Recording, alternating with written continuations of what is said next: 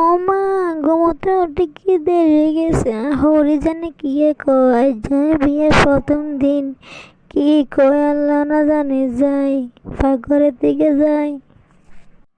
আম্মু, কি করতাম কন?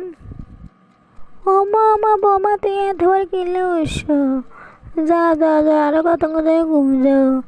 আমি কাম করিলে আর এতদিন অর্ধেক বল আছে, এতদিন কাম বেগিং করিলাম, তুমি করে চিন্তা করলে তুমি যাও, আরো কতক্ষণ হতো কোন যাও। না আম্মু, আরে কোন অবশ্য কাম বেগিং কেমনি করবেন? কি যে কও, এত বছর ধরে অবশ্য কাম করি না।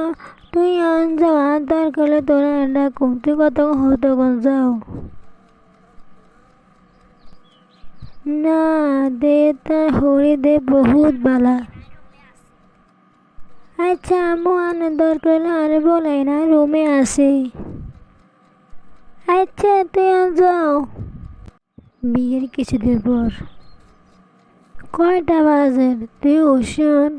ঘরের বউ 8টা বাজে উঠে কোনো দেখছ? কোন সময় আয় বউ রয়েছে, নাস্তা বানানো খবর নাই? বউ রয়েছে কিলে বানা খাইয়ে যেতে হার না? কিলে নিজে বানা খাই, হুতরিকে বিয়ে করেছে নিজে বানা খেয়ে ফেলেনি। আর নিজে এনে কোন কাম ভেঙে আনে কোনো আয় করি না। দেখি তো কত কাম করে উল্টে আনো, বেলে 10টা বাজে ঘুমোতে উঠে এক কাপ চাও দাও না। কাম না করতে আনলে আনে হুতরিকে বিয়ে করা, এত কাম করতে পারে যায় ঘরে কামার ভেঙে নাও।